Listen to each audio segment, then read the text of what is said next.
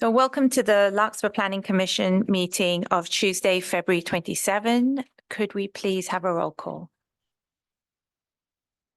Commissioner Chalmers, Present? Commissioner Wagstaff, Present. Commissioner Swisher, Present. Commissioner Campbell, Present. and Commissioner Hull. Present. There you go. You have a quorum. Thank you. So to start, do we have any public comments on matters not on the agenda? I'm just looking at the three people tonight. No. Okay, thank you. In that case, could we please move on to the planning director's report? And perhaps we could Thanks. also welcome I a was- new there's commissioner nothing else as to part of report this. Except to welcome, we have a new planning commissioner, Tamara Hull, that was appointed by the city council and jumped right on to start in this meeting, which I appreciate. And so we're really happy to have her. Yeah, welcome. We're very happy to have you too.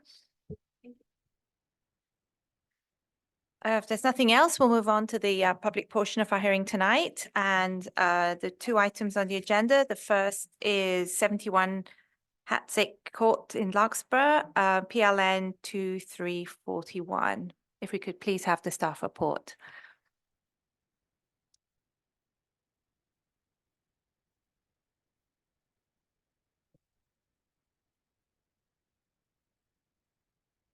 No problem. I think you're just clearing the screen. Yeah.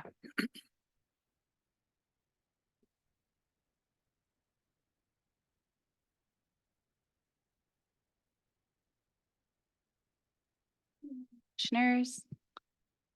Tonight I'm presenting the staff report for the project 2341 at 71 Hatzick Court.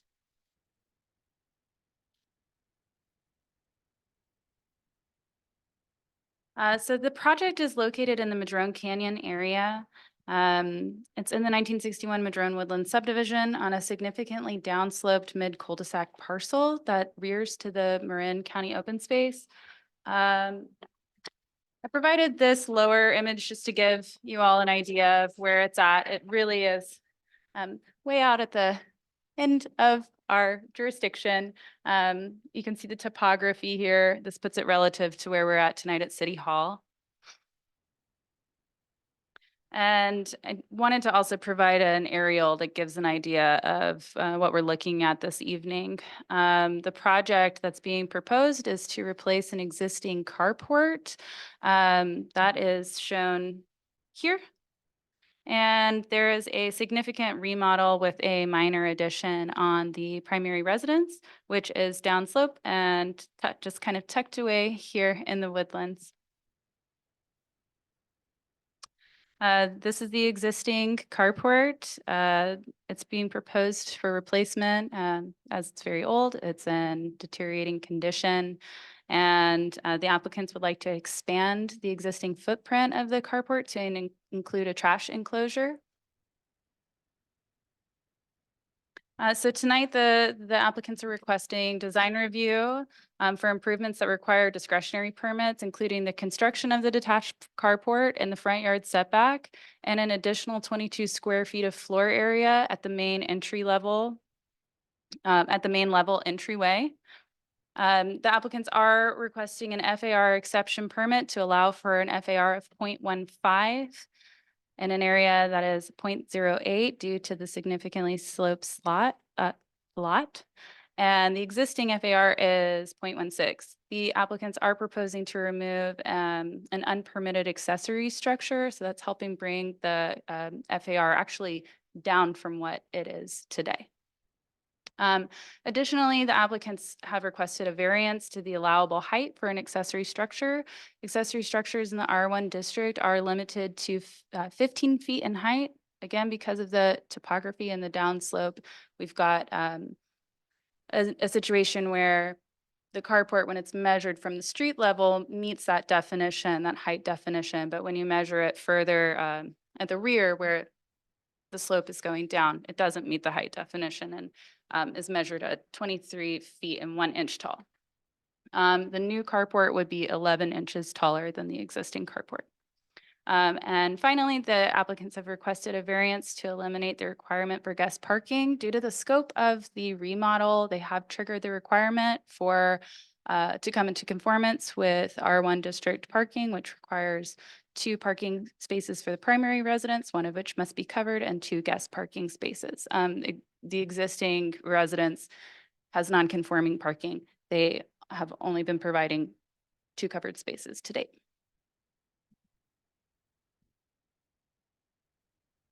So looking at the elevations, this is probably easier for you guys to see this one here. So the north elevation here, this is what the neighbors that are to the right of the property owners at 71 Hatzick would kind of be looking down on. They are above the lot. This is the small addition to the entryway. You can see here, this is the existing, and this is the proposed. Again, we've got the west, this is the existing, and this is the proposed.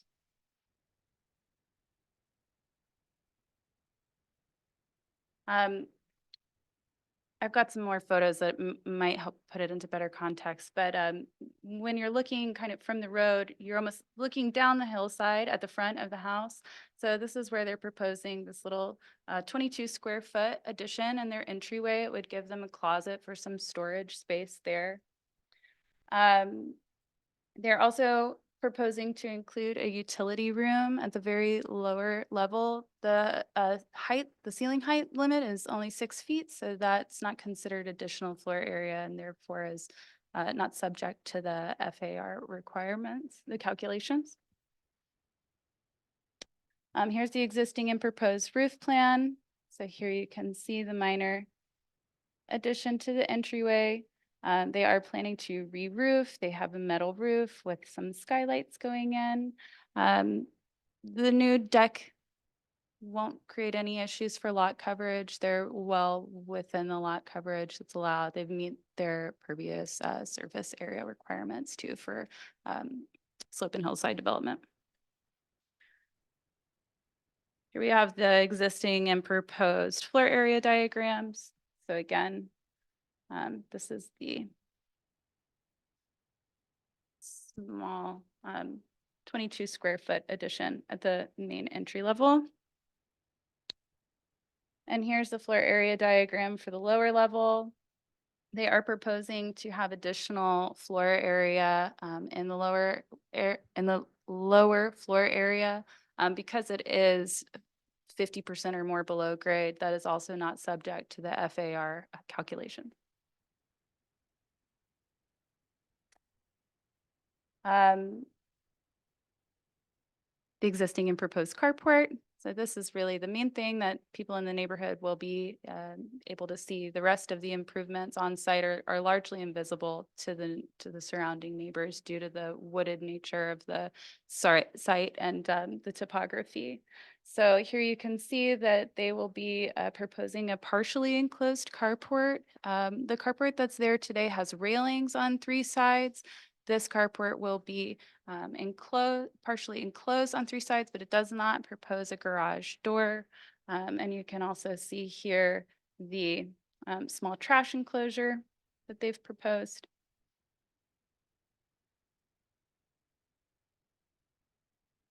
And again, this is the existing and proposed. You can get an idea of the space that trash enclosure will take up. Additionally, they have provided the calculations in their submission showing that they meet the requirements that not to exceed 50% of your front yard setback being paved. So they're within that regulation as well. Here we have the renderings and finishes. So this is as if you had walked partially down their walkway from the street, which you would see of the residents. They have proposed neutral and modern finishes that are congruent with the surrounding development. And I've provided some photos of other carports in the immediate area. You'll see that a lot of the carports do have shed style roofs. This carport is proposed a gable roof. They have that already. That's a common thing to want with so many redwoods around your house. While we're speaking of the redwoods, because this site does have several heritage trees on site, staff required the submission of an arborist report and tree protection plan. Additionally, the arborist inspected the story poles for the carport and did not have any adverse findings. Based on the rate of growth for redwoods, the arborist provided an estimate that it would take 96 years for the existing redwoods to encroach onto the carport roof, and that it would be easy to bring the roof back if needed, without having to do major structural changes. I conducted an FAR study for the 300 square foot vicinity of the project site. You will notice that the land areas really vary. Some are quite large, while some are smaller. However, the requested FAR is reasonable and within the range of FARs that are seen in that neighborhood, with an average FAR being 0.28, and the applicants have proposed a 0.15.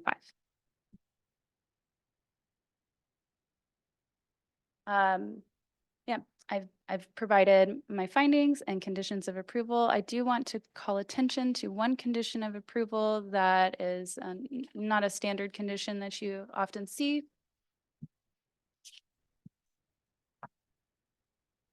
And that would be, I'm sorry, I don't have it right in front of me. I think it's number 3, number 2.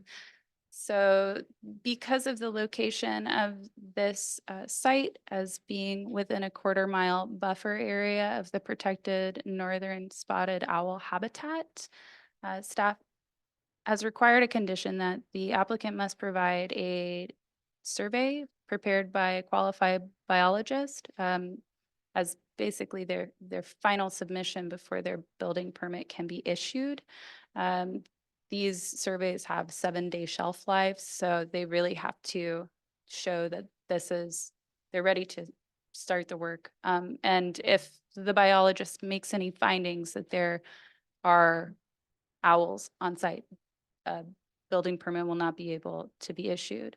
They may make findings that there's no owls in the vicinity to be impacted, but they might have additional conditions that they recommend to be imposed on the building permit as they conduct their survey.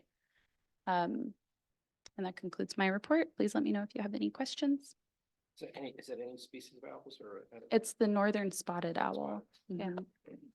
Okay. Thank you very much, Jackie.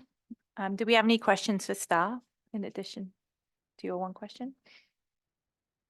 Anyone? No? Okay, in that case, can we please have the applicant or their architect, if they have any presentation or comments?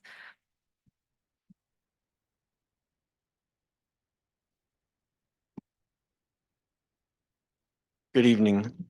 I'm Good Brad evening. Hubble. I'm the architect. We're joined tonight with Dale Southard, the owner, and my associate Kasia. And that was a very thorough description of what's going on. I think I'd like to just land a little bit of just a couple of points about the carport. It has a solid railing around 2 of the sides. Obviously, it's open to the street, but then 2 of the sides to the south and west only have a solid rail to railing height, and then they're open above.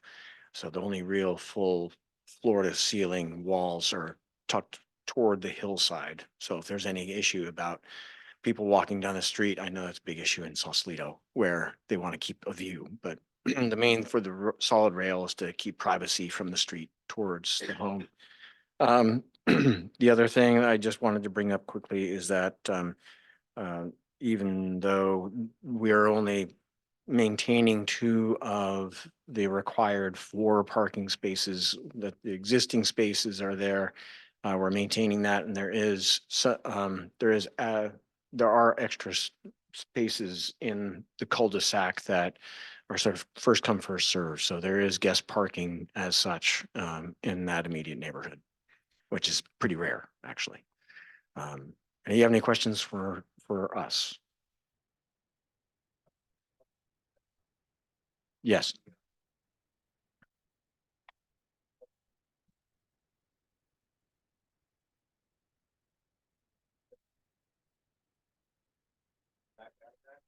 No, no, it's actually pretty, well, Dale, I've been doing it for 12 years, so it seems easy at this point. Yeah. I think when I first moved there, it was.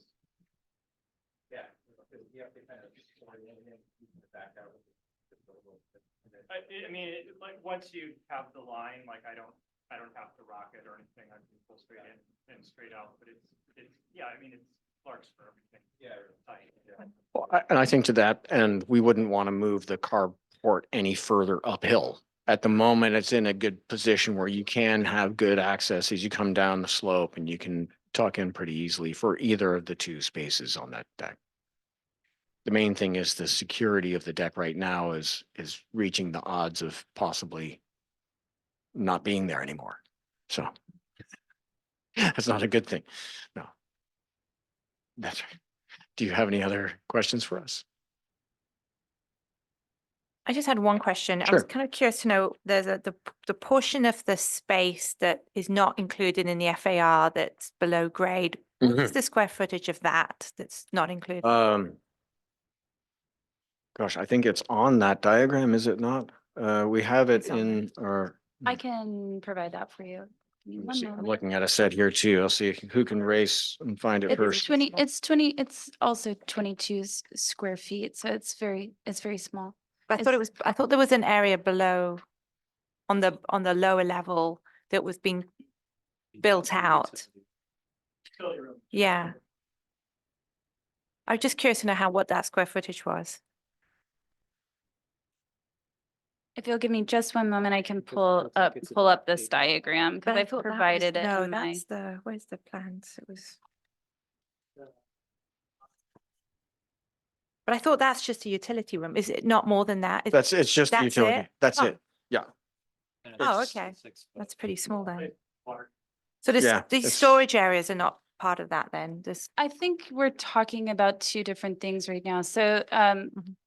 there's the main Yeah. level, the lower level, and then beneath that is the utility area that's got the little, I just see. one single room that doesn't have this, it's got 6 foot ceiling height, so that's the not, portion that's not being included. that's not being included. However, there's also this. So this is what's at the lower level. Mhm. This Yes. is existing crawl space, so that's 296 square feet of existing crawl space. It's being brought out to 322 square feet of this is finished, but because it's 50% below grade, it's not subject to the FAR calculations. Anything that's 50% below grade or less than 7 foot in ceiling heights isn't included. included. So So if the applicant was just coming in just to do this, just this part of the project, they would be able to get this with a building permit, and Mhm. it wouldn't be subject to discretionary permits because it doesn't count against the FAR. The things that are triggering the FAR exception permit are the 22 square feet above at the Mhm. main level entryway and the additional square Carport. footage of the carport. Right. Okay, so the two areas that are not being included in the FAR, the very low level utility room, Correct. and then where the build out is on the lower level. That's the correct. two, and that's about We're 300 square making feet. better use of the space under the existing footprint of the house Mhm. into the back of the hill. Right, great, thank you. Okay, you're welcome. Anyone else? Thank you very much. Thank you. So are there any, I guess this is it, I'm assuming there are no comments then, so there's no one to, I keep expecting people on Zoom to make a comment, but that doesn't apply anymore. It's a great plan. Thank you for your comment. Okay, so we'll just bring it back to the commission for discussion. Or should we just go along the panel? If you'd like to. say. Okay, I think it's fine. I hope the owls stay away for you guys. But I do love seeing them down in the bottom of the Drone Canyon. I think it's a great plan. It's really nice. It's aesthetically pleasing. Everything about it's nice. It's really well designed, and these plans are fantastic, by the way. They're really great plans. Anyway, I have no problem with it. Yeah, I agree with my fellow commissioners who have spoken so far. In terms of the actual exceptions, they seem pretty minor. You know, you're essentially replacing what is there with a small addition that still keeps you in a reasonable floor area ratio. And I think also building additional parking in that area is a big ask. So I'm comfortable with the plan. It looks good, and with the exceptions. So Ditto. There you go. Great. And then I just want to thank Liam for going through the actual variances that are requested. It's one of the things we are supposed to do, and clarifying that we can make the findings and why we can make the findings. And I agree with that as well, that if you look at the history of this, it's been previously approved, the front yard setback. So I think we shouldn't really have an issue with agreeing to that as well. And the FAR exception is commonly seen in these really steep hillside areas. So I'm also in agreement with my fellow commissioners. So I think we can make a motion and go for a vote. I mean, I like to say, I actually went back and I read every line of the 1964 thing, and those guys talked a lot in 1964, a lot. Yeah, a So, lot more to say than we do. yeah, I guess so. So it's a good thing. Brevity is the soul of wit, as they say. can we make sure that makes the minutes? Oh, so can we have a motion? Oh, I'd like to make a motion to approve what's the actual number here, so I can be proper about it. 2341. What is it? 2341. 2341. Including the exceptions to the variances. And the conditions of approval, And the subject to the conditions conditions of approval. Yeah. Can we have a second, please? I'll second. Can we have a roll call? Commissioner Swisher, Yes. Commissioner Wagstaff, Yes. Commissioner Campbell, Yes. Commissioner Hull, Yes. and Commissioner Chalmers. Yes.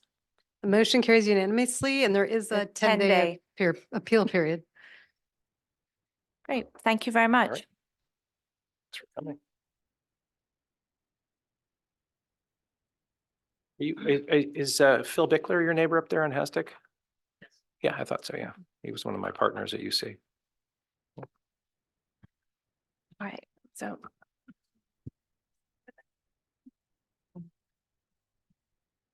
No, thank you very much. Thank you.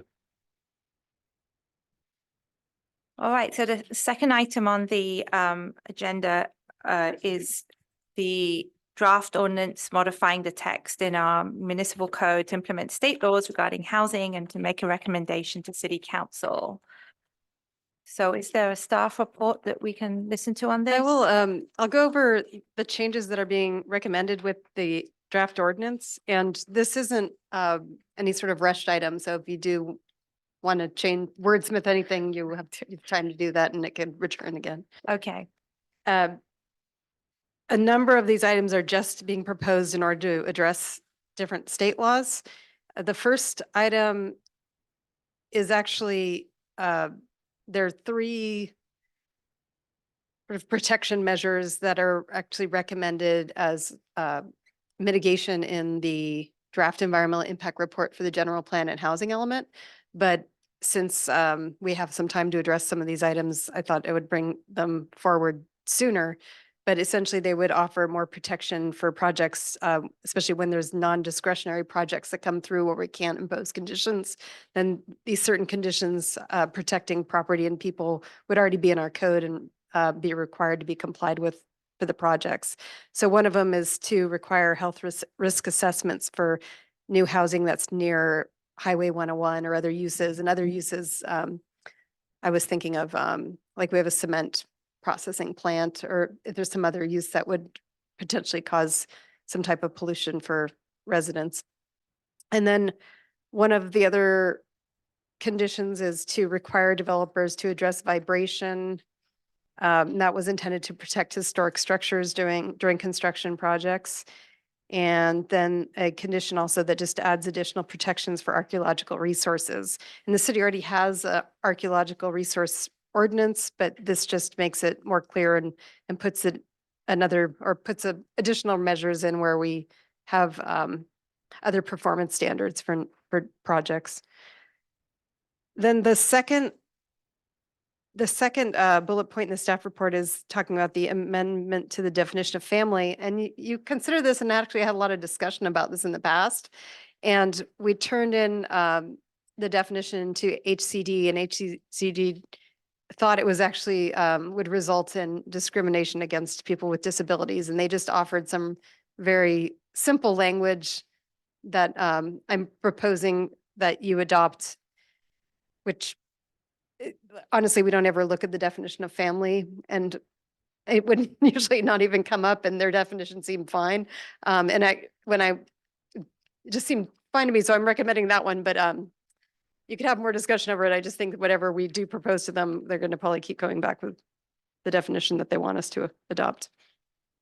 There's a couple of sections that are to amend the emergency shelter regulations that the city has, and those are to address state law. We just are eliminating provisions that the city's not allowed to have in our current regulations. And then there's a provision to try to incorporate some of the Affordable Housing on Faith and Higher Education Lands Act by specifically calling out that affordable housing that's proposed under this affordable housing on faith and higher education lands is permitted in the districts where churches and higher education property exists. And so the city only has 3 churches and the community college district land. So it would apply to the area that's, I guess you'd say, north of the Magnolia Village project. So across the street, the area where the baseball fields are, behind the Masonic Center, there's essentially marshland and fields. And in fact, the marshland and the creek that's back there preclude them from actually applying under this act. But technically, because their land actually is, it's one of the many exceptions to the act. But that's the land that where the higher education could potentially build something. And then the churches are in residential zoning districts. So we have, we have 2, Redwoods Presbyterian that's in a residential zoning district. We have the Baptist church that's right near the bike path, right behind City Hall here, essentially in the single family neighborhood. And neither of them have any parking, so they're also unlikely to come in with any project that falls under an exception or falls under this act. But then there's St. Pat's, whose their property crosses a few different zoning districts, and they actually do have a lot of parking, and they have extra land that hasn't been developed in their complex there. That's just being used as parking lots. So if anyone had the potential to develop under this new state law, it would be St. Pat's. But this just puts some of the references to the code or references to the state law into our code, so that if someone was applying for a project, staff would have some clue to go look somewhere else that the project might be allowed, or the parking standards might be different if someone was coming in under that act. Then there's this one section that's being added for low barrier navigation centers to comply with new government code sections. And the language in there is taken directly from that government code section. And there isn't really a whole lot of, or I suppose you could do different provisions, but we don't expect to see that many of these. And so using just the language from the code seemed appropriate. And then single room occupancy units, the city is required to allow them. And HCD recommends that we adopt standards so that people who are applying for single room occupancy units know what the conditions are for having one. The city's probably not going to see too many of these because we don't have like converted hotels or other kind of buildings that are typically converted into single room occupancy units. I was thinking today that maybe the Project Home Key could essentially be considered like a single room occupancy development, because it's a number of small housing units that are together in one building that have supportive services. I looked at different city regulations. Everyone has a little bit different regulations for the single room occupancy units, but the ones that are being proposed to you tonight are the ones that San Anselmo adopted. So they just sort of cover the basics for single room occupancy units. And they don't have to be necessarily for example, formerly homeless people. They could be senior housing or any housing that's just, they're just naturally more affordable if they're smaller units. One provision I did add in this section was that they need to comply with the density limits in the district. That could be considered maybe more restrictive than it needs to be if you wanted to just open the door to any density for single room occupancy units. But it does provide some sort of parameter for how many units someone could build. We did have an applicant downtown, one of our property owners that owns other property that was interested in one time in putting in 6 smaller housing units above one of the commercial spots, which actually seemed like a great thing for downtown. However, it did violate the density standards and there's really, there would be no way to approve them. So if the planning commission was interested, you could explore giving higher density for those types of projects in order to encourage smaller unit development, but that isn't being proposed in what you have tonight. There's a provision for requiring replacement housing of existing affordable units. This is one of the provisions that the state wants the city to adopt, or there's a state law that requires the city to have policy outside of the housing element. This doesn't have to be in the zoning code, but it's also a better place for staff to find it if it's in the zoning code. So we're aware of the requirement and maybe the public would be more aware of the requirement too. But essentially, we're guaranteeing that if there's a site on the housing element, sites inventory that has existing housing, it has to be replaced at certain affordability levels. There's an old section that we just somehow missed in other ADU amendments that was requiring accessory structures to meet, to be sort of brought up to code and for applicants to correct nonconformities, and so we're recommending deleting that since that's no longer allowed under state law for ADUs. And then their HCD had provided comments that there were still some items on the city's accessory dwelling unit regulations that they found out of compliance. So there's a number of fairly minor modifications that are proposed to bring that ordinance into compliance with the code. One of the sections which has been interesting is that the planning commission and city council adopted that bonus for units. So where the city has to allow an accessory dwelling unit that exceeds the site floor area by 800 square feet, or multiple ADUs that exceed the site floor area by 800 square feet. But the city doesn't have to then let the applicant increase the size of their home. And the planning commission had discussed this before and had recommended that we give a bonus, essentially a floor area to the main residence, so that people still they could build an ADU, but that doesn't necessarily take them, that they still have potentially some floor area left to build in addition to their home. And it's really a bonus to the property owner, but the way the state read it was they thought we were limiting them to one 800 square foot ADU. So I tried to add some additional language to the ordinance to make it clear what we're trying to get at, which is to provide an incentive to property owners by giving them 800 more additional square feet to their residents when they build an ADU. And I don't know if that's clear enough in the language, but On that one, you had a section, you had an exhibit A, and somehow I missed, I Oh, couldn't find exhibit A. you know what? I did this last time too. The thought crossed my mind over the weekend. Did I include it this time? Did anyone, Okay. no one else looked for it? I'm kind of confused because under development standards, it says a parcel with a single family residential use may have one attached accessory dwelling unit, one detached accessory dwelling unit, and one junior. Right. Are you saying that they can have 3 units? That's what the state is telling us we have to allow.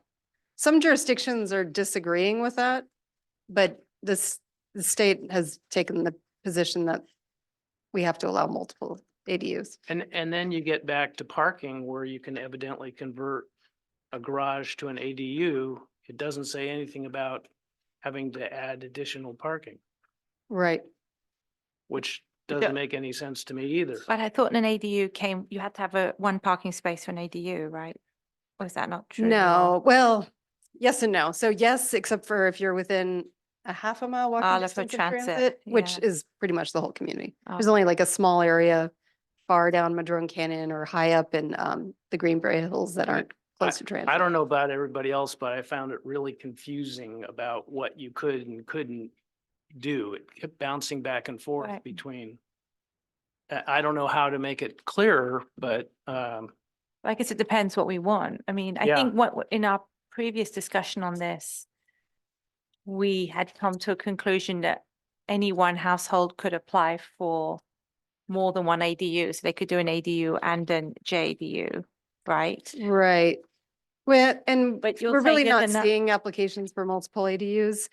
And if I'd given you that language, then you could read it. Yeah. But I mean, it'd be a reason to continue it, to have Yeah, some more so time to look at it.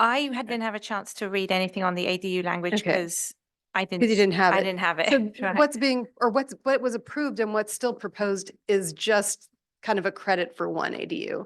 So the state might require us to give 1,600 square feet for two ADUs, but the city's only, but that doesn't mean the city doesn't have to give any more additional floor area for the main house. You had agreed to do up to 800 square feet for the main house based on one additional ADU. So our bonus is tied to just one, and then people don't get credit for the additional ADUs. yeah, I think it's just, to me, I don't understand how you get 3 units, you don't have to have additional parking, because in one instance it says you do. And then this appears to be that you can now convert a garage. So somehow we need to, Yeah. I Well, mean, yeah, I mean, we can revisit that section, but the state law is very clear. We can't require additional parking for the ADUs. People can convert their garages and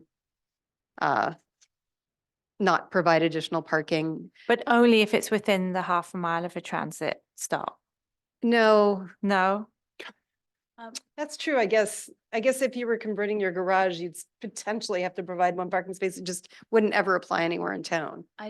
My understanding was that there's no replacement parking required if it's converted from an existing accessory structure or existing floor area within the building envelope, period. Oh, no parking is required at all for those too. So if it's a conversion from existing floor area, be it within the footprint of the existing house, an attached ADU within the existing footprint, or it's converted from an existing accessory structure like a detached garage, or Right. sometimes we see these other non-conforming, there's no replacement parking required for any conversion of existing floor area. but what about the house? In other words, you made an ADU, but you've taken away the parking that goes to the house So, to do it. it's true.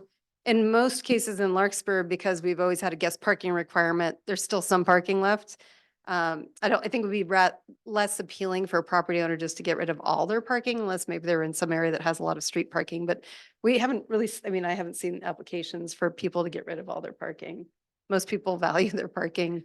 Well, I don't think people know that they can do that Well, yet. well, maybe if we're gonna give an opinion on this or evaluate it, we need to understand what exactly is the Yeah. requirement. So So maybe we start with It would be with staff. It sounds like what you want to do is sort of revisit the 800 square foot bonus. Yeah, Well, I'd like to just understand because it sounds like we're not 100% clear on what the parking requirement is. So maybe we can, Yeah, there's essentially, Understand there's no that. parking required for an ADU essentially in the city. And you can eliminate the main house parking. It's true. That's the rule. And there's nothing the city can And that- change about that. and that's required by state. Right. So state law is telling us, so I know you have a No, comment, go but for it. so state law is telling us that every household can add multiple ADUs without adding additional parking. And they can take away any existing parking if it's a garage and convert that into an Correct. ADU. Correct. Okay, I hadn't understood.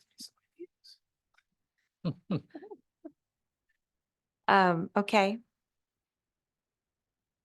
You had a question? I just wanted to make sure I was clear on that, because that's how I was reading it. And I really, after just listening to, Mhm. everybody that comes here, we worry about their parking. Mm-hmm. And now we're saying you don't even need parking, just make your garage into an ADU.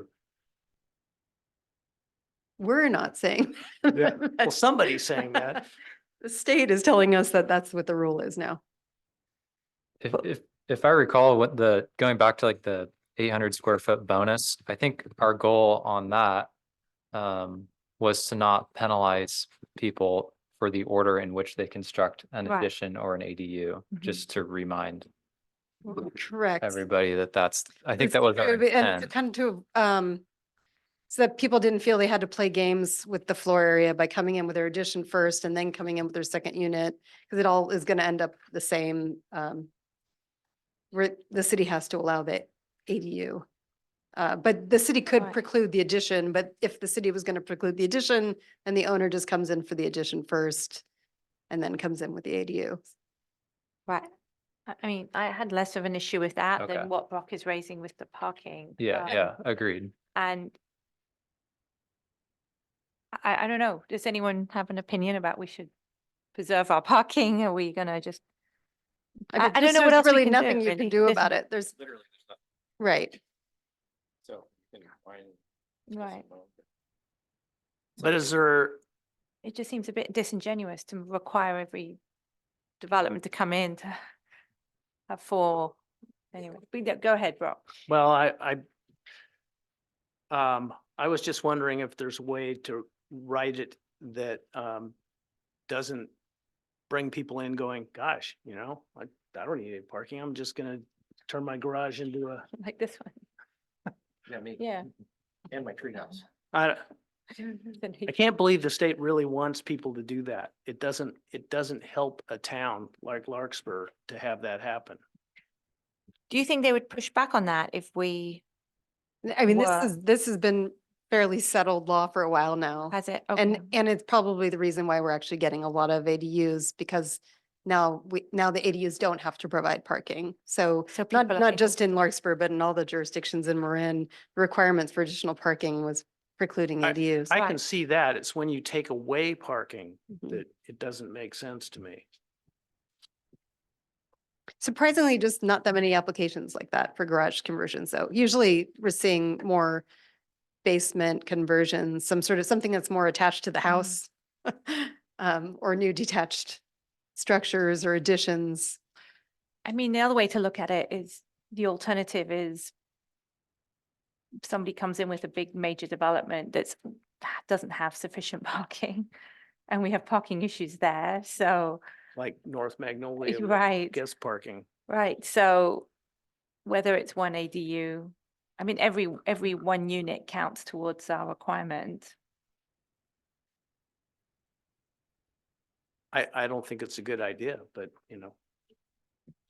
Yeah. it's hard for me to say, here, city council, we've agreed to do this. Or we've agreed with what's written, because I don't really agree with it. So So, we're going to get the actual verbiage. We haven't seen that yet. Yeah, and it Do won't, you- it do doesn't you- have anything to do with parking. I mean, I Oh. don't think there's anything in there that. Do you is- have a proposal changing that you want to parking make on regulations. that? I mean, do you have a suggestion that you think would work? I'll have to think. You have to about think it. about it. Okay. Yeah, I mean, please do. If Yeah. there's something that You works, can always because, do a qualified approval saying that, just like, you can approve with objection to this thing, which we don't have any kind of legal authority Mhm. to override. But you can certainly put your comments in, and that's allowable. I mean, just some case by case basis being reasonable, but, I don't think. I or believe- based on objective standards, I don't, but I'd have to revisit this. To be honest, I don't remember the exact verbiage around the parking and, And the bonus could Mhm. be tied to providing Mhm. parking on the site. So someone doesn't get the 800 square feet unless Mhm. they provide parking or something like that. But I don't know if that would well, we make a could big have difference. once we get we'll have another chance to look at this again. So maybe we could Just think have about it in the in meantime. advance, yeah. So what do you want us to do regarding the language that we do have in front of us? Do- So, Is there more items? there was just one more item, Oh. which this is actually, the new objective design standards, the provision that talks about what uses are allowed, it has read to people that 100% housing is allowed essentially in all areas of the town, and that wasn't the intent, the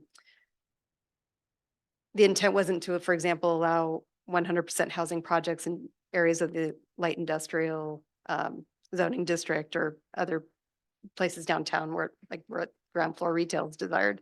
So we're suggesting some additional language in order to make it clear that the underlying zoning regulations still apply. So it's just to try to, it's not, I wouldn't say it's really a loophole. It was not intended to be that way, and the city didn't, it would have violated our general plan to have adopted it that way. And also we didn't do any CEQA analysis for there to be 100% residential in all areas of the town. So it's more of a cleanup item so that the objective design standards say what the city intended them to say. So that one would be nice to get adopted sooner than later, but there's not a big rush. We're informing people that are inquiring that that's the way we're going to interpret the rules. Okay. Another question from from me is, it appears to me that you don't have to have a front yard setback. Is that correct? For second units, For a second unit? we're required to give, I mean, essentially, yes, but I think we're allowed to find some reason why they can't comply. So if someone can't do a second unit except for building in the front yard, we'd have to allow it in the front yard. So on page 4 of 8, it says no front yard setback shall be applied that would preclude the development of an 800 square foot ADU with at least 4-foot side and rear yard setbacks. Where are you looking at this? you Page do 4 have- of 8. Oh, so you do have the exhibit. It is in here. It just says Exhibit A very tiny on the top there. It follows, it's the red line draft that follows the ordinance.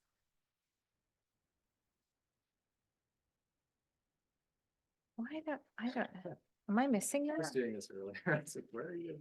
Well, Wait, how do you it's slightly, just the way there's different That's the things exhibit in that I'm in this package. So it's hard to find. There's other pages. Did everyone else have exhibit? Okay, looks like Yeah, it looks like this red line. I did not get that in my package. Oh, I okay. don't, wait. Oh, your last month's definitely did not have it. If for some reason you picked up the last month one. I picked up what was, no, Here. that's, That one, see if you can correlate. Page 4 of 8. wait a minute.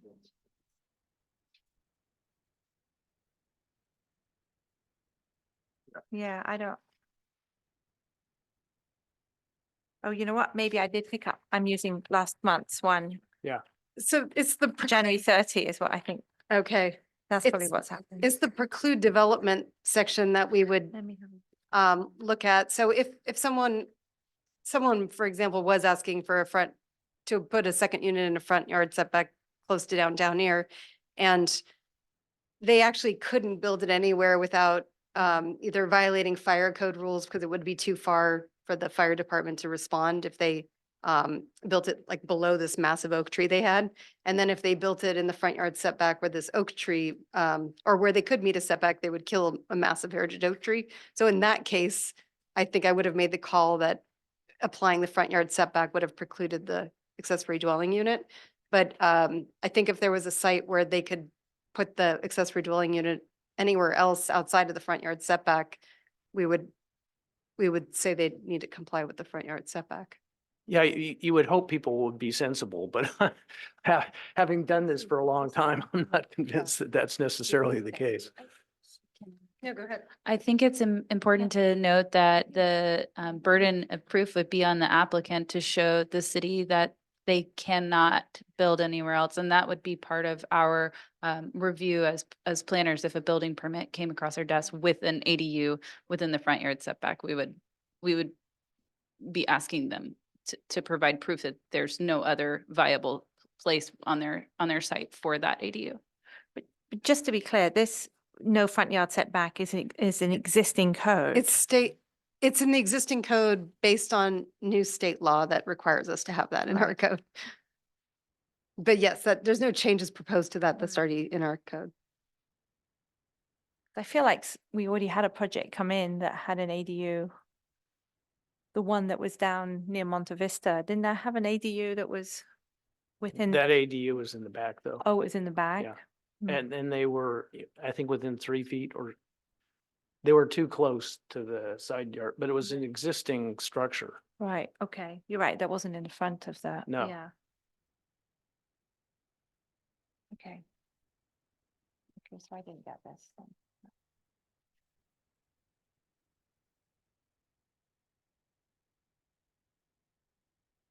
But like I said, there's no rush and urgency in adopting it tonight. So if you want to continue Yeah, it go ahead. and come back with Yeah. having read the wording more carefully, that's On the ADU fine. section, I had some questions and comments on the rest of it, but I Yes. can, We'd love to take your comments. okay. Um, so on the family definition, I actually didn't have an issue with it, especially once I went through the code and realized when it was applied. So I'm totally fine with that definition of family. The low barrier navigation center. That was, yeah, I had to go back and look at the government code to kind of understand that. This is really like governing, tell me if I understand this in really, really basic terms. This is like governing where we would put like a homeless shelter. Is that what we're talking about here? To put it in really simple Yes, our layman's terms? service agencies that are supporting homeless or people that are homeless. Right. I guess what made me a little bit nervous, it said here in section E, a low barrier navigation center shall be approved if it meets the following requirements. And then you just listed 4 things. So if I was reading this, I would have interpreted it that as long as I comply with these 4 items, I get my low barrier navigation center approved. So I wondered if that section E had to be conditioned on whatever else that we are going to need or the city is going to need. Like a building permit or Right. Right. So that was one section, like there are other requirements that they have to comply with within our municipal code. Or anything at the sort of A simple change of wording from shall to may would fix that. well, I think what it is that if they have to have these 4 requirements, right? Yeah. But still, but you're saying, as I understand it, that if you meet those 4 requirements, it must be approved. Isn't that what the wording is? Shall be approved. If they meet those 4 requirements, but that's not technically correct. They have to do a number of other So I'm requirements. saying Yeah. that you just change it to may be approved instead of shall be approved. Mm, Or add another bullet at the end saying. yeah. Yeah, I'm- yeah, yeah, right. I'm going with the engineer. Yeah, go with the engineer. Not the doctor. Yeah. I mean, I can come up with language but there would need to be an additional bullet point or it needs to be tied. My point is it needs to be tied specific in. just to the use. It's not to, I hear what you're saying. So yeah, but you get the point. Mhm. This can't be all that's required. This isn't a minimum standard. There's got to be the general requirements from the community development department or whatever city department. And then in addition, these 4 items will apply. I'll talk to our city attorney about it just to Okay. see, because some of the other city standards would then could violate the code if we're asking them to meet other standards, because the state law is telling us we can only apply this. Right. But there could be things we can't apply, like you need a building permit if you're changing the occupancy of a Right. building. And there, at the very least, there's objective standards, I Mhm. thought, around this. So that has to be referenced. And then I wanted to make sure that 1, 2, 3, 4 were all, and so it's connected services, coordinated entry system, code compliant, and homeless management. These are not alternatives. Okay. And then the 3rd comment, which in section D, so kind of going backwards, you went ahead and defined the low barrier navigation center. So you kind of need to use the definition. So I would just capitalize it. in the first sentence. A permit is required prior to establishment of a low barrier navigation center. And then I had a question, which I was kind of curious what everyone thought was the permit. So in fact, you need I mean, you say clearly here you need a permit, you see, which sort of conflicts with what you say in E. So you just need to tie in D to E, D to E, E to D. But it says here that you have to provide the permit without a discretionary review or a hearing.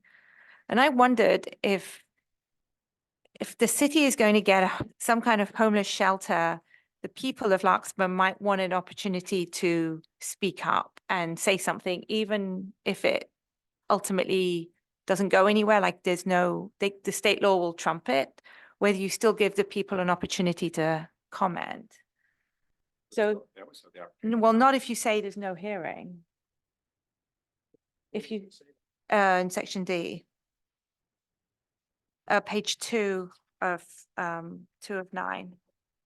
So it's basically saying that this will move forward without a hearing, or the permit will be issued without a hearing. And what I'm suggesting is maybe we consider not doing that. Maybe we allow a hearing to happen just so people can air their opinions and voice it. So go to the ordinance.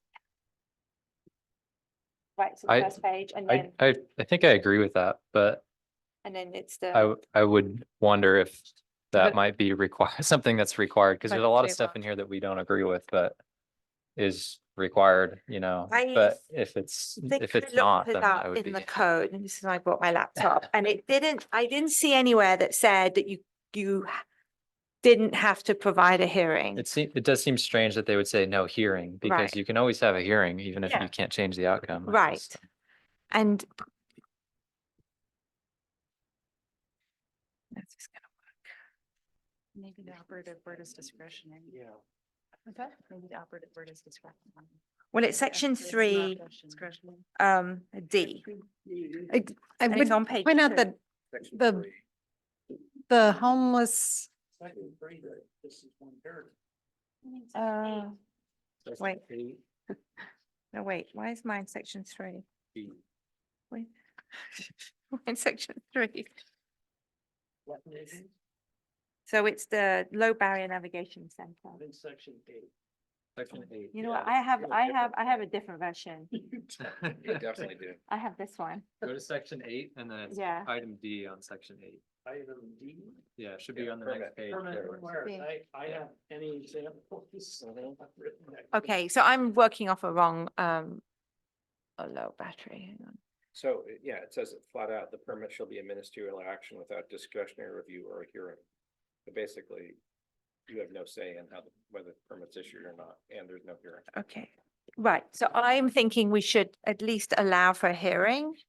And I didn't see anywhere that said there could be no discretionary review, but there's no point to the discretionary review because we still had to approve it, so. which sometimes is frustrating for people if you're holding a hearing for something that you're actually Of can't course do it's anything. frustrating, and I know people are going to come in and vent, but I sort of feel, just given my experience in the last 2 or 3 years here, maybe we need to give the opportunity to people to at least vent, if nothing else, and at least understand that this is a state law. So if they come in and they say, we don't agree with this, we don't want it, not in my backyard, whatever they want to say, they have a place to say it, and 2, or the city has an opportunity to respond and explain why it's happening. Anyway, I'm not saying I'm right here. I'm just curious. It's just an opinion, and I'm curious to see what other people say about or think about this. Maybe an educational workshop for something like that? Because I agree with you. I think that the citizens are gonna want to have a say whether they can't Can- stop it, They can't, yeah. but maybe it's an educational workshop so that they understand why they can't stop I it. think, Great. I think Design for- given our sort of some of the projects that we've seen come through, there's been a lot of outreach done by the city, and what ultimately gets people to comment and provide their opinion is the planning commission meeting, Yeah, I think ideally it would be some sort of other education, but it may be that it has to get to this stage in order for people to show up. Because I know at Magnolia Village, there were meetings and meetings and meetings of Yeah. outreach and workshops and public opinion that the city and the developer put on, but those weren't nearly as well attended as the planning commission meeting. And maybe I didn't review the government code in a very detailed, but I did not see where we had to dispense with a hearing. It might be possible to do some type of process prior to approving it ministerially, Mhm. if there's no timeline to worry about. We can look and see what options could be. Okay, all right, so that was that. And then, As much as I don't want to volunteer to be on the up here for that hearing. I know, it just seems, And would you want that in front of the planning commission if that's? So Uh, if there was a ministerial approval to be made, but it goes to the planning commission first? I don't think we need to stay now what we have to do. I would rather not exclude any opportunity. I don't want any developer to point at this and say, look, no hearing is required. You just issue my permit. Because, Well, there's also a but- difference between public meetings, so we could hold a public meeting. That- So we could I look think and that see what makes it the, difficult for them to, what do you guys do Right. is the question then. Right, that's true. So I think we should,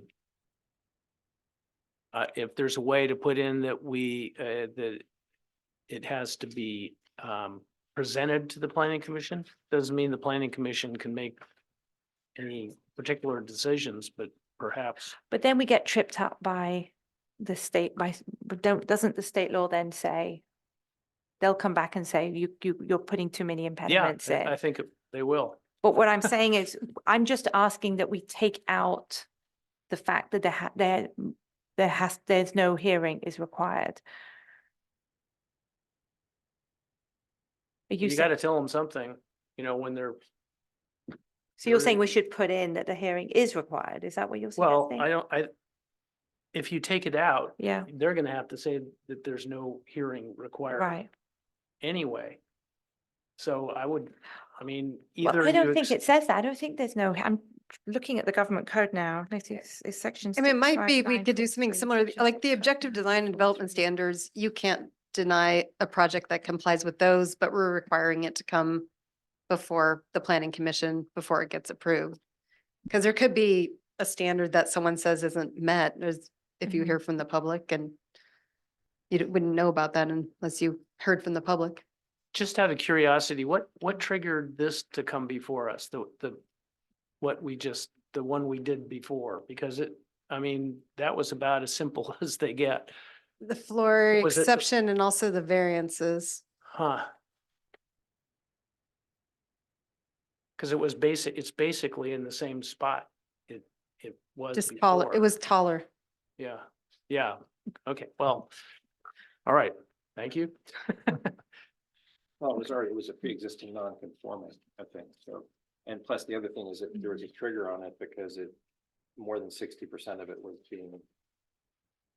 So it was required to be brought into conformance with current standards unless it was going to be identical to what was approved under the last variance. Isn't there a trigger that if you're gonna do more than 60% of the value or something like that, then you have to review it? Not if it's internal, Not if it's internal.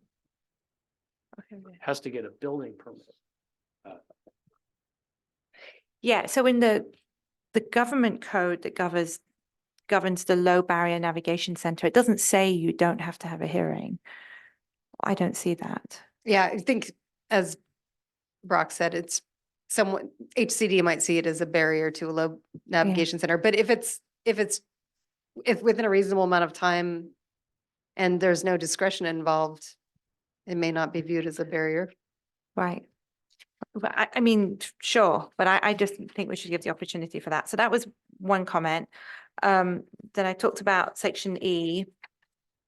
Anything else on low barrier navigation centers? Did you have anything? So, does that go to section 9? Yeah. SRO, I can't remember what SRO was. I think that's the next bullet point, single room Yeah. occupancy. Oh, yeah, yeah. We'll do that one next. So I don't, is the ordinance that you provided last month the same as the one you provided this month? Or is No, it's slightly different. Oh, okay. That's So why. I've looked at the wrong version anyway. Okay. Go in here. And probably it was probably reordered to follow the code. So just reordered everything your notes were on. My next comments were on the health risk assessment. Oh, we can go back to that. I think that was first on the first bullet. Okay. So I've got some stuff on that one too. What is a sensitive receptor? Like a child or a senior person, they're just called sensitive receptors. And And where is that definition from? I think it's a CEQA definition, probably. It is an actual legal Yeah, definition. I've never heard of that. Okay. we could change it to be more user friendly. Okay, so it's saying that if there's a sensitive receptor within 1,000 feet of the 101 and within 1,000 feet of other uses generating toxic air contaminants, then they have to do an assessment. Correct. I guess my concern with that would be that I mean, not that obviously we want the elderly and children to be exposed to toxins, but Mhm. are we precluding development in like large areas of our city? Does the health assessment, would that say you can't develop the Trader Joe's Cost Plus Yeah. Plaza It or would just say you can develop this, but you have to put air filtration in each of the rooms, or you have to have windows that are noise or certain whatever? barriers that pollutants can't come into their units. So no, it would, and I've seen some other jurisdictions actually just require, maybe there's a common filtration system that's required usually as a result of one of these studies. And so they just require that filtration system, but I'm not that familiar with what these reports come up with. So they might have options of things they could do in order to address the pollutants. But it would just be air filtration and things that just prevent the particles from going inside the Got it, units. And yeah. I think this is an or, not an and. Do you have that? Which the one? language here? The health? Yeah, it goes, health risk. Number 4, here. Now I see the page. Yeah. I gotta keep them in order. Sorry, yeah. See, an assessment shall be required to be submitted with the building permit application for any development or use that places a sensitive receptor within 1,000 feet of the height of the 101 or, Yes, or that should be Within. or. yeah, 1,000 feet of uses generating toxic. Yeah, that's why I was confused. Okay.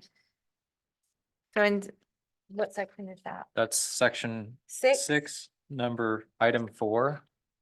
It should be Highway 101 or within 1,000 feet of other uses, I think, right? Yeah. And then measures identified by the health risk, if I read this different from you, I'm just continuing on. So measures identified by the assessment to reduce potential exposure to particulate matter, carbon monoxide, diesel fumes, blah, blah, blah, shall be identified. See, it doesn't make sense. So measures identified shall be identified. You see, Oh, exactly, right. so which Measures shall be identified, measures. measures identified shall be Or shall identified. be included. Identified by the. Why don't we just, They could reword that. why don't we just Yeah. delete Yeah. the second shall be Yeah. identified maybe? So measures Or shall be. identified by the assessment. Shall be incorporated into the building permit plans. Identified by the assessment to reduce blah, blah, blah. Shall be incorporated in, yes, exactly. So just delete the second shall be identified. Okay. That's that. Are you keeping up, Elise? Yeah, I have that one. I guess it's recorded, but The other one, getting really maybe into it. somebody can explain what 0.08 inches per second ppv particle, peak particle velocity is. In the vibration section. Yeah, that was my question too, is like, where do those come from? Yeah. And I took that out of the environmental impact report for the general plan and housing element. Aha. So that's where that came from. What does it mean, though? Just lots of vibration. Ah, okay. We can write out what PP mean, particle velocity. It's in there. Yeah, but I assume that means something to a vibration expert. Yeah. More than it means to us.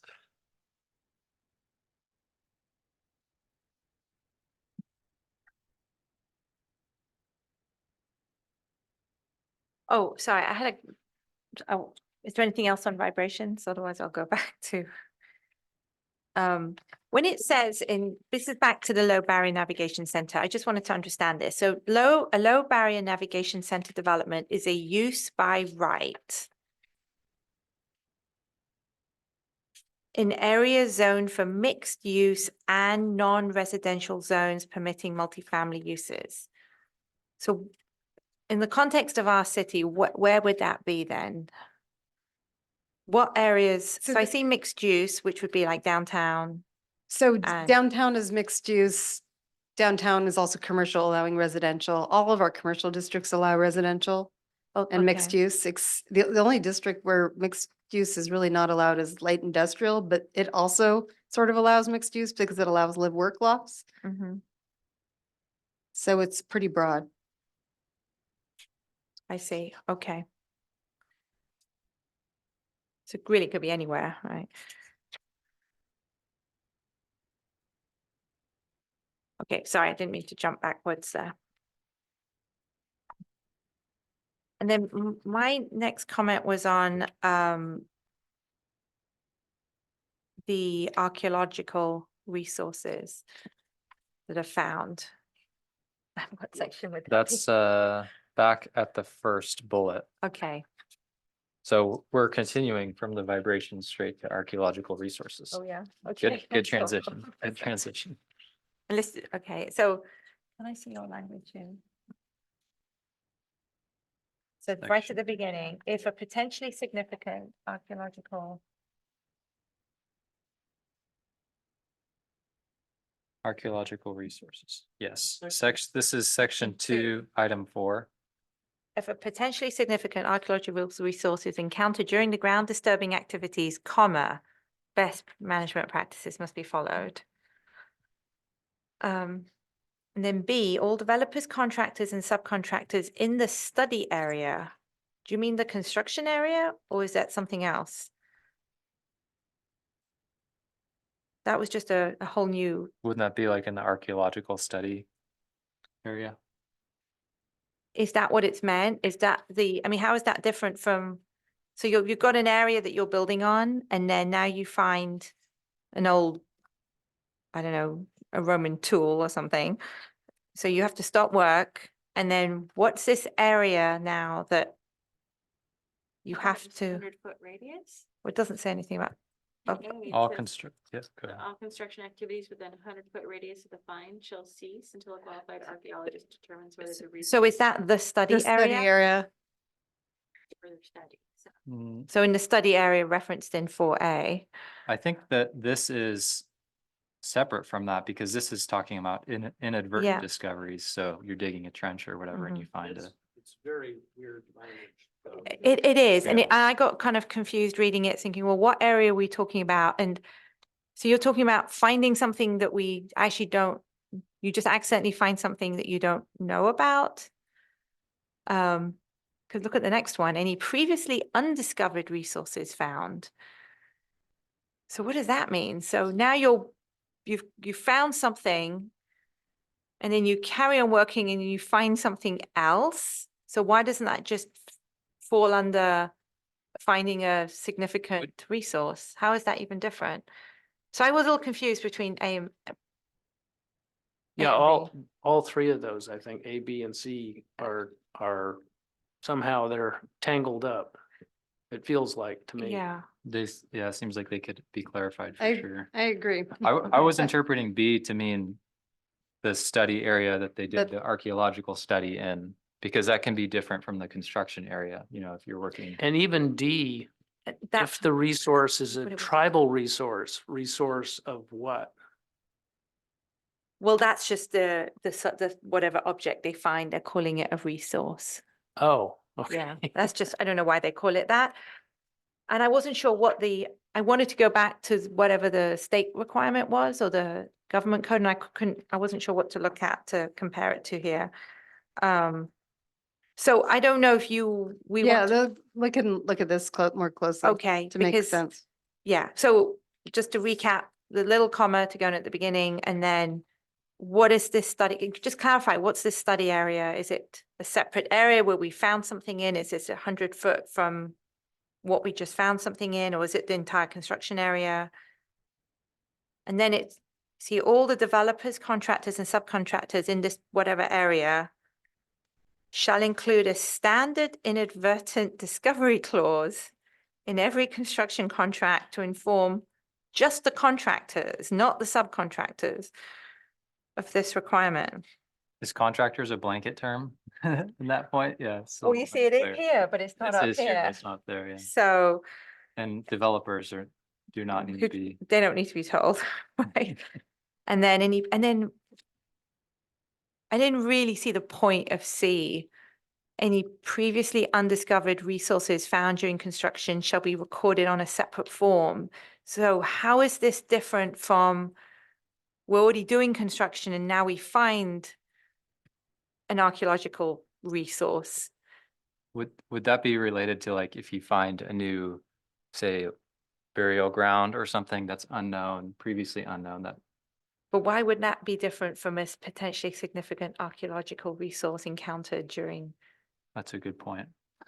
You see, I really Yeah, didn't see yeah, the yeah. point of see. So Yeah, let me somebody, find out where those were coming from, so Yeah. it makes more sense. thank you. Yeah, it feels like you could, maybe 3 items could cover this same thing. 'Cause Right. Possibly, Or just, possibly. Yeah. Or I think that we just need clarification of what it all Yeah. means. And then E, to me, seemed part of D. Because D is going back to what Brock was saying about the tribal resource. D is about tribal resources. So now you avoid it, and if you can't avoid it, you take the data, you do this measurement of the data. However, if it's a non-tribal resource, then you do something different. So that I felt like E and D should just all be in one section. Now, it wouldn't surprise me that you will tell me that you pull this directly from state law. This or one's somewhere. from our environmental impact report. Yeah, So so there's, it's could be really somebody something, else's drafting that I'm complaining about, so, could be something in there. okay. So that was my comments on that. And then section, housing replacement requirement, what section's that? housing replacement requirement. Yeah. Section 10. Right, so oh, I see, you corrected it. Uh-huh, I see. Okay, Yeah, I so thought that was okay. I know, but in the version I'm looking at, it Oh. had a typo, so you added a new section 1816, so you called it 295 285. as opposed, They were reordered so that they would, because I have 285 and there is an existing 285 that we do not want to replace. so that might have been why it was renumbered. Right, so I was going to suggest that you do 286, but I see in Liam's version, he's got 295. I have 285. What do you have? I have 2852. It says 295 here. You got 295? It says 295 in the paragraph. Oh, okay. 285 in the. Yeah, Okay, if you look at right in the paragraph. Yeah. above, thank you. good catch. It's like, Right, so yeah. we got So, different versions. You don't want 285 because 285 is It's an already existing taken up section, by something. yeah. So you can call it, so it's not 286, I guess it's 295, you go up in tens. 285 is an existing section. Yeah. So you can call it, I thought it, so it's not 286, I guess it's 295, you go up in tens. So you can call it, I thought it, so it's not 286, I guess it's 295, you go up in tens. So you can call it, I thought it, so it's not 286, I guess it's 295, you go up in tens. Is that- Okay. Wait, you moved 285 is now 295? I was gonna do 286, but I guess it's 295. Whatever. Just 1816 285 is an existing section in Okay. our code, so we don't want to, 286, sounds good. well, it's 286 or 295, whichever you Okay, guys decide. whatever. Okay, so in this section, my understanding was that this covered if a development comes in and and they're going to put in new housing to replace existing housing, you have to replace it with the same or lower income level of housing. That's what that's all we're trying to say here. Essentially, right. However, in the second paragraph, when I read it, it started with no permit shall be issued for a housing development project that currently has residential uses. And I guess once you get to the end of the sentence, you realize, okay, I get what you're saying. You have to say all those units are affordable. But I would have just reworded it to what, and I did look at the government code for this, and the government code actually does read better than what I think reads in here, because you should just say something like any housing development project shall be ineligible for a permit if they fail to do A, B, and C. I think that just reads so much better than saying you're not going to issue a permit for a development project that has for any site that has residential uses. Right? I mean, that just doesn't read. So again, I'm happy to help draft any of this, but or you can just, Yeah. you okay with that? All right. And then and I just had a little question on emergency shelters, the one that had all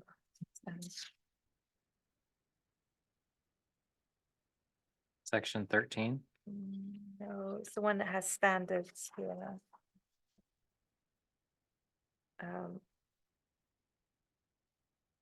It was just general amendments you had to do. It had deletions and Oh, strike out. section 4. Section 4. This one. All these. Yeah, so the applicant should provide information to show that the following standards for emergency shelters have been addressed. And then section 3 is employee parking. Emergency shelter parking standards shall comply with the code. I'm just curious to know, so what about residents parking?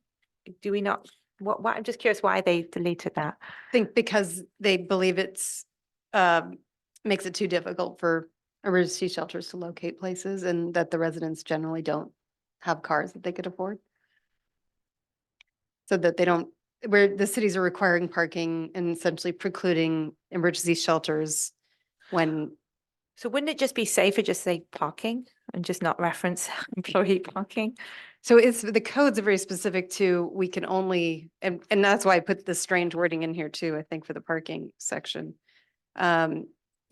You can only allow parking for staff.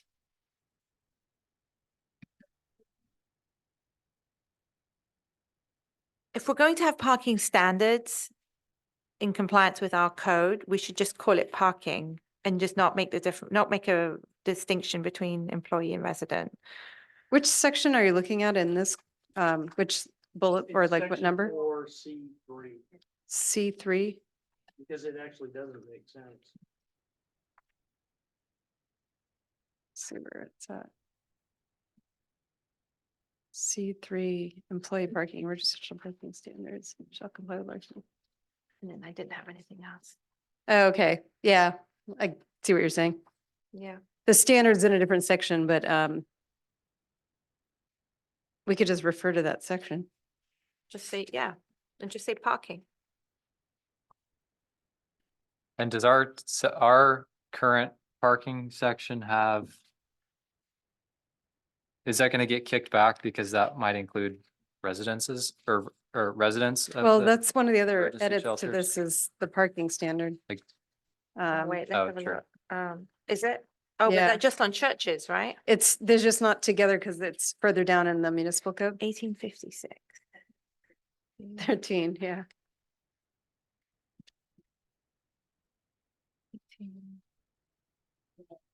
Oh,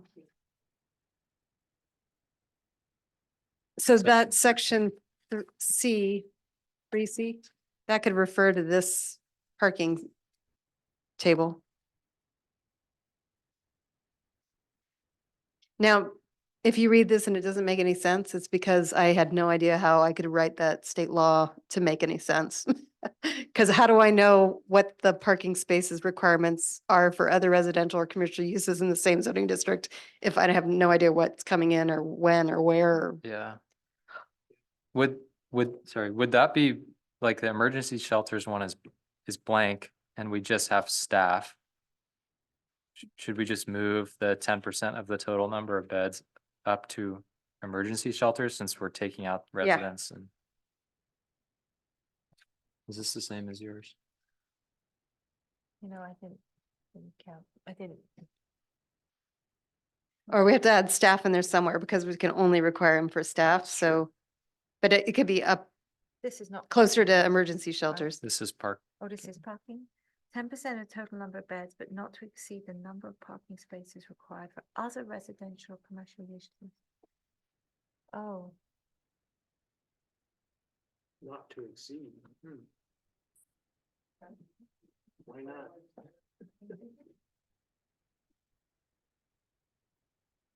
Is that saying that you can't have that parking or is that saying that we can't require that parking?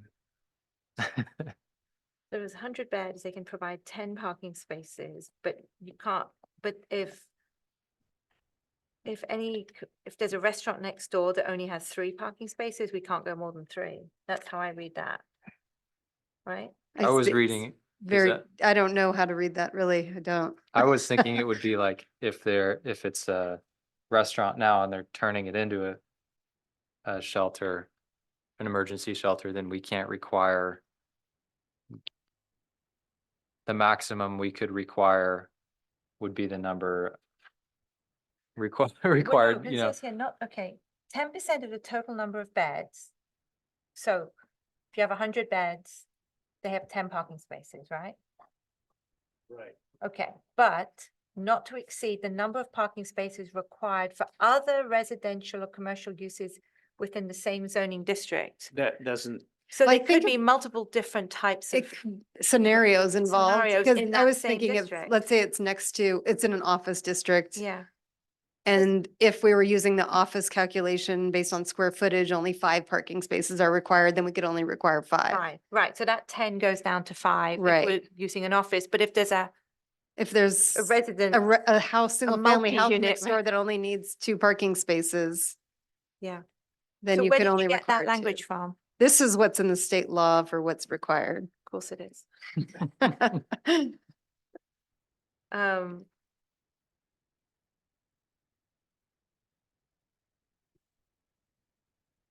Do we For have something to- like this, it's gonna come up so infrequently, and if it does, we would figure out how to interpret it. And hopefully in the meantime, it's clarified by case law or other decisions. Or the state. number of parking spaces. and what's strange to me is you should be able to provide more parking. Yeah, Why are you not allowed to provide more than residential or Oh, well, commercial that could be use? reworded. They probably don't intend that. If someone wanted 'Cause to that's- voluntarily. That's what, put- how it reads. Right. yeah, Yeah, that's I exactly agree. how. Right, Yeah. you're right. What was the Um, section? the city just can't require more, but it could exceed. Yeah, City shall not require. How about that?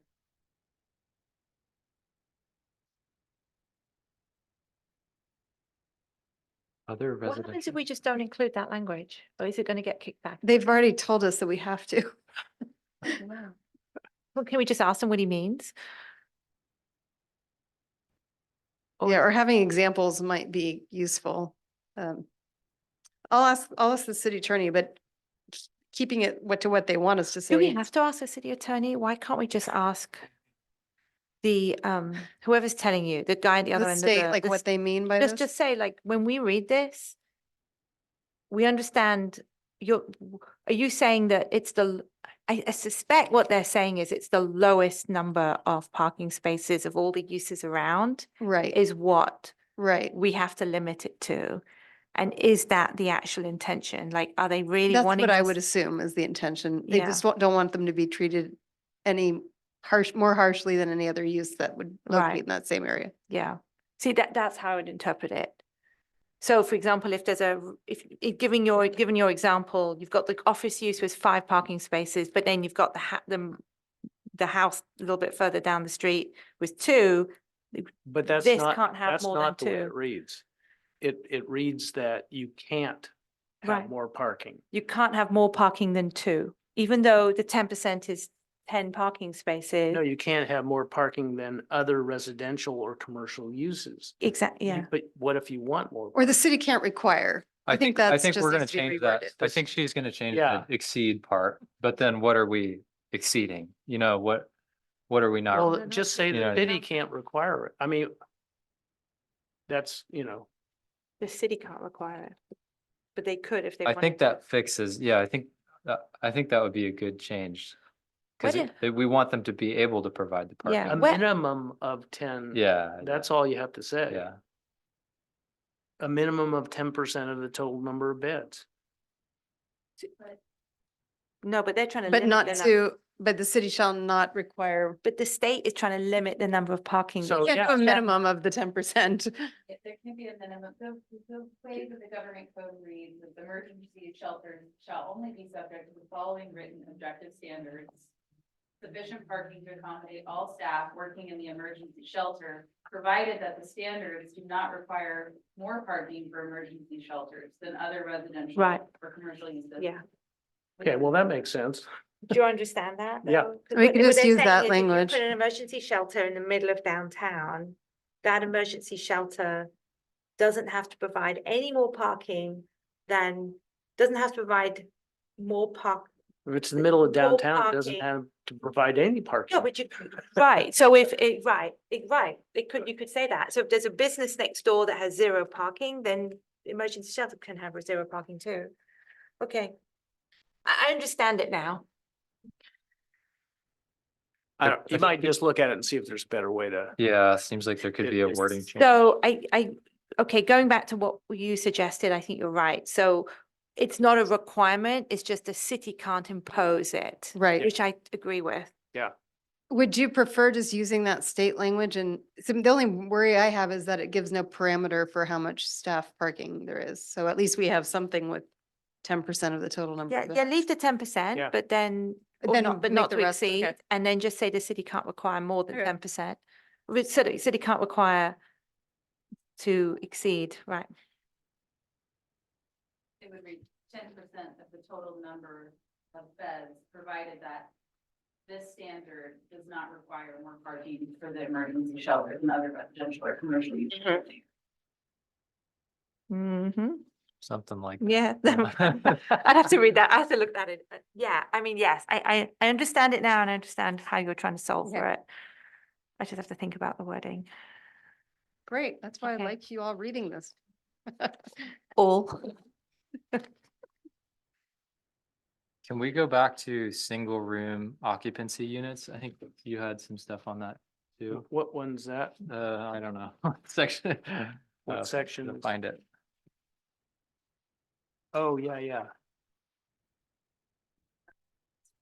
Section 9. Section 9. Single use occupancy facilities. I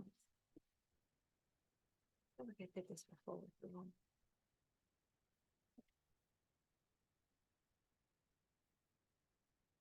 So we are requiring kitchens. So that's again, this is the section where you do have discretion to have requirements that you want. I included kitchens because then we could count them as units. So if they don't have kitchens, they don't count as units towards our housing element. Have we Requirement. had, other than South Alicio, any of these applications come in? No. And I guess I would ask, Oh, yeah. So what is a standard kitchen? Just out of curiosity. So according to the state, when we've asked them about second units, they say that all you need is an outlet. An outlet, like no sink or? You wash your dishes in the toilet or what? There's no cooking facility required, just an outlet so you could plug something in. But there has to be a cooking facility in the building, right? No, The logic of it is you have to have a sanitation facility, so sink with hot water, and then an outlet that can support, Be careful. Like a hot plate or Hot plate. something. there's no specifications about the type of appliance, in the building.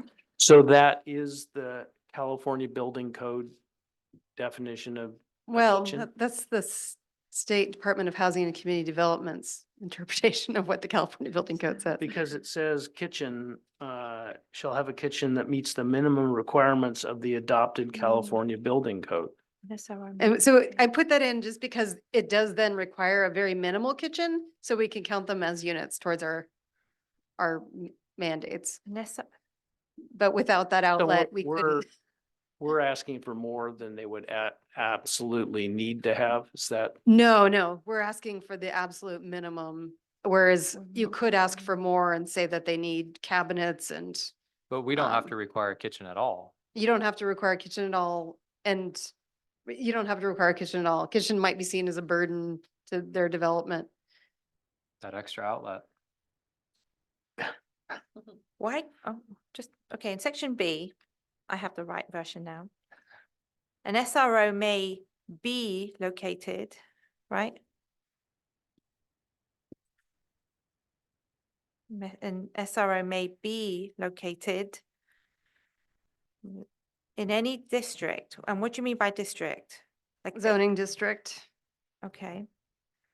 In any zoning district where multifamily residential uses are permitted. An SRO may not be located within 300 feet of any other SRO. Why not? That's again, that's a standard that you could change if you want to. But why wouldn't you have an area where they're all together? Maybe, I don't know. Yeah, I thought maybe that was state code or something. No, you can alter that. I would just take it out. And also, you're also allowed to designate the districts where they would be, where they'd be located. So if you wanted them to only be in commercial districts or, I mean, if you're allowed to just drop in that restriction, we could drop in other restrictions, right? yes. Ooh.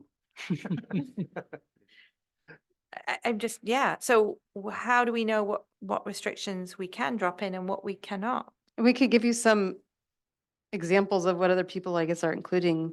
Okay. I just don't know if it's worth that much time because I don't You don't think- imagine we're gonna have that many applications, but it's true. If we did get an application, then you would have Yeah. thought through them. And then it's possible if we're doing a lot of restrictions that the state's gonna see it as a barrier to single room occupancy Well, I just development. thought, well, I mean, I'm just looking at this for the first Yeah. time now, but not having them next to each other. I mean, what I'd be more inclined to say is not to have one within a certain distance from, I don't know, schools or. I don't know I what mean, you I would don't see a say. problem with it being located near, I don't know, it's like, do we want to be the ones to tell, to A single- determine what the I'd just leave it out. applicable site is, you know? But there's no parking, right? So they have to be able to walk and it has to be close to a transit center, Those are right? good places to have them. Right. Yes. Size, unit shall have maximum flow of 400 square feet. You shall have maximum 2 persons.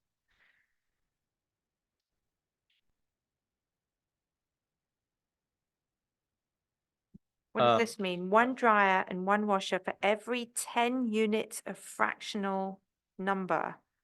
What does that mean? Maybe or You, instead of, Or no, isn't it 1 washer dryer for every 10 people? Every 10 units?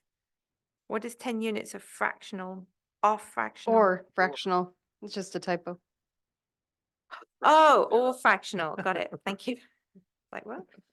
Bathroom. An SR unit is not required to, but may partial or full bathroom facility. would, So I think we were talking about the density of single room occupancy.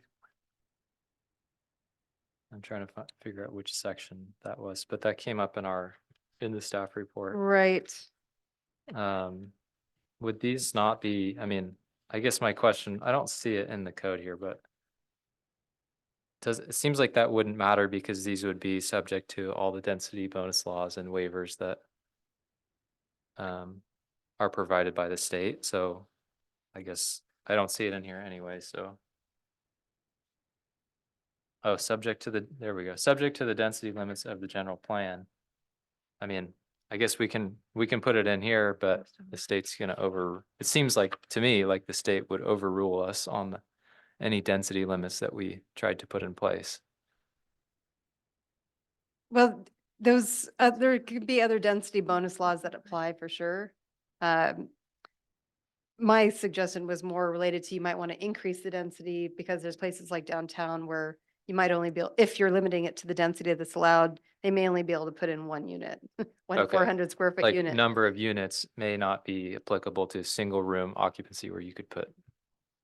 Yeah, Or- I see. So You it's could fit the more, same- it's limiting to have the density in there. Someone might be able to build more on their site, but they can't because the density is limiting them.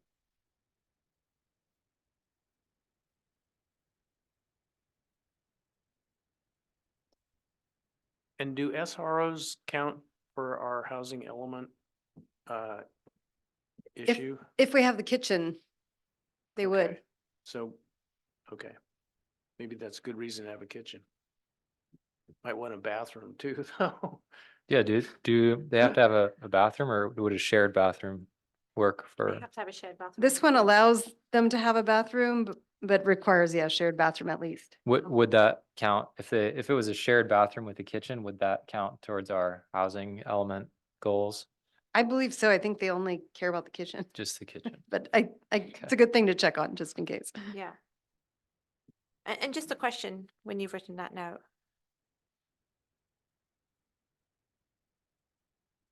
Two questions.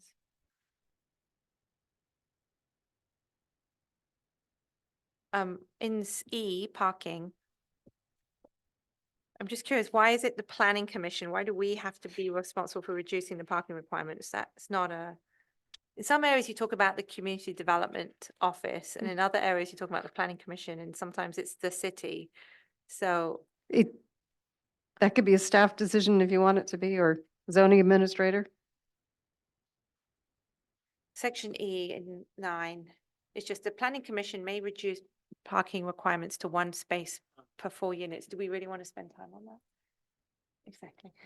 So maybe just staff can do that. So city.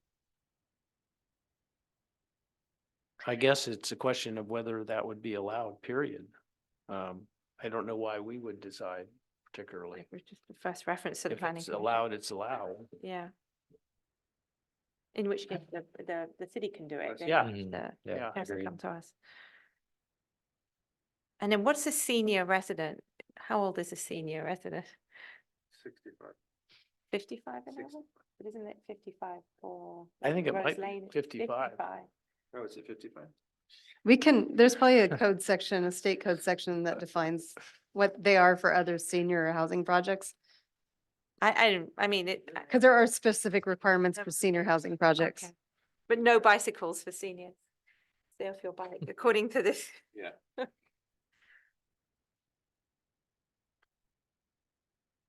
Okay.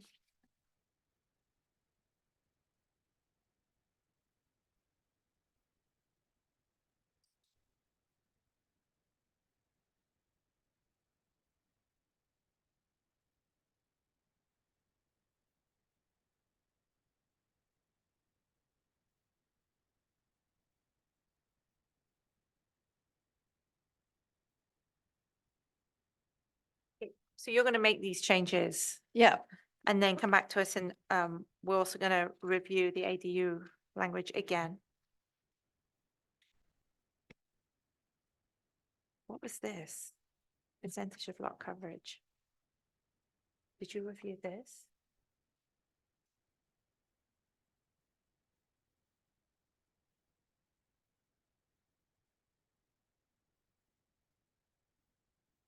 Oh, that's the ADUs, right?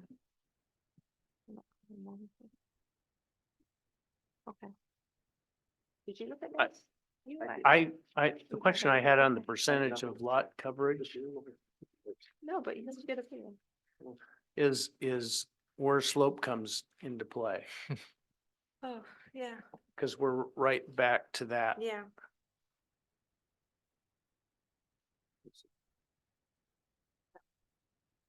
Because, we have this weird slope ordinance thing that I would love to get rid of. Right. Right. Or at least set a floor, so we're not at 5% or. Yeah, it's Something ridiculous. like that. Did we ever figure out what other jurisdictions do? Historically, Brock, remind me, slope Where at with ordinances that? came about because of construction limitations for that. I mean, newer construction, things like, for instance, piers, et cetera, have changed their, Yeah, that was part of it. I would think. So I would think that we should be able to figure out from a Well, most towns don't have a slope Architecture. ordinance. Is that true? well, is that right? Belvedere doesn't? I'd have to check, but I don't think they do. I thought they did. I thought we were, at some point, we were going to look into this. We looked at FAR. I know, I was supposed to look into. You I were, think it was like my third meeting. We had a presentation on it or something like that. but I think it was just FARs. I don't know I know about that just, I mean, architecture, I mean, you're the architect, but I think architectural technology and geotechnical engineering is advanced to the point where a lot of what used to be common sense doesn't make sense anymore. Well, and the cost of those, I mean, there's some more expensive improvements that you can do that. Yeah. Are now maybe make more sense than they did. Right. at the We've other talked time. about it enough. It feels like we should do something about it. Feels like it comes up like pretty much every meeting. It would save a lot of time and effort. Right. But again, I'm curious to know what other jurisdictions do in hilly areas. I think Jackie had presented a whole spreadsheet of what everyone was doing. And we could send it to you again. Okay. Yeah. Yeah, that would be helpful. Yeah.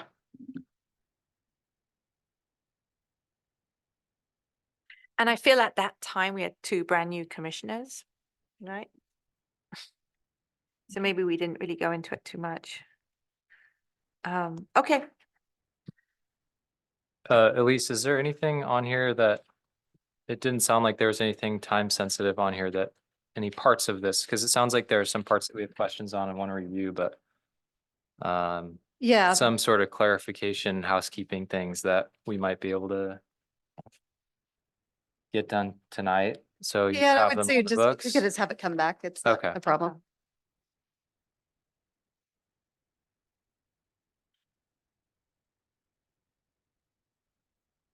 Okay. All right. So can I close this portion of Yes, the meeting? Thank you. Do we have to move to? it's okay not to continue it. We could renotice it when it's ready to come back. Okay. But thank you for asking. I think we are moving on to the business items of the meeting. So we need to approve the minutes from our February 13th meeting. I just had one comment, which I delivered to Elise earlier today. I'm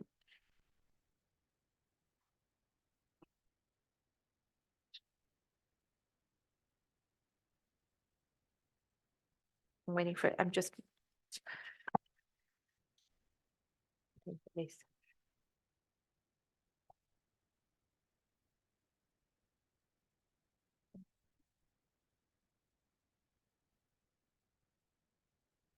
Are you gonna read it? Sorry, is that what you're waiting for me? Well, I emailed I've you. received your just- comment, yeah. One of them was a correction to the name. Where is the minute? So here it Let is. me Yeah. pull up the corrected minutes. I just had a couple small things when, if I want to share that with the commission. One was just, I didn't believe there was a Kevin O'Kay. Property Oh, so owner. the That correct, was so just a under property typo. owner Kevin Mulcahy, and it's just spelled Mulcahy. Yeah, so we're just going to correct that. And And then, then a suggestion that at the paragraph before the motion, the commission did not want to impose any additional conditions about the cleanliness of the site, but did strongly encourage the applicants to keep the site clean and tidy in response to the neighbors' complaints. right, that's how I remember how we discussed it. Yep. Right. We did encourage them to do so, but we didn't put it as a condition. So can we have a motion to approve the minutes as amended I'll move to approve the minutes as amended. in a second, please? I'll second. Do you want to roll call that or no? Sure. I Commissioner never know, so Baxter? yeah. Yes. Commissioner Swisher? Commissioner, He will abstain, I guess. okay, Commissioner Chalmers? Yes. Commissioner Campbell? Yes. And Commissioner Hull, would you like to abstain too? Okay, Yeah. and the motion then carries. Okay, thank you. Do we have any planning commissioners reports? This is where you're welcome to say something if you like or Wel- report. Welcome to our new Yeah. commissioner. Thank you. Definitely. Glad to have you on board. Yes. I would only say that, and you're probably aware that the library process is slowly chugging along, so. We'll see what the new, team comes up with. And I just wanted to just see if everybody was going to be here for March 12.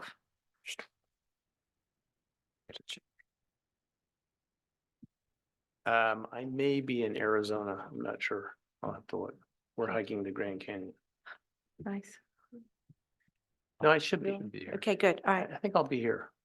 Not positive. I'll be here. Is that a spring break week for you? Because there is a spring break week No, in it's- April that I wanted to see because I won't be around, but we can have a meeting without me. I won't be here though. Oh, But we just want to make sure we all have the same week. Yeah, So the 8th through the 12th, let's see, our meeting's on Tuesday, the 9th. the Yeah, 9th, right? So I wasn't going to be able to make that one either for spring break. Is everyone else I'm gone that off week. that week too? Yeah, Okay, we could try to work around that week.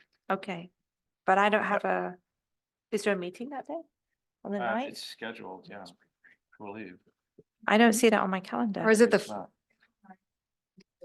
oh, I didn't put it on the calendar because I was gonna You hope already that we knew were it was- gonna cancel it. So I skipped that week. Okay, perfect. All right. I figured you all would need to miss it too. In that case, can we have a motion to adjourn, please? Make a motion to adjourn? And You didn't speak into your microphone. I will make a motion to adjourn. I'll second it. we can all say, Yes. yes. Thank you very much. All right.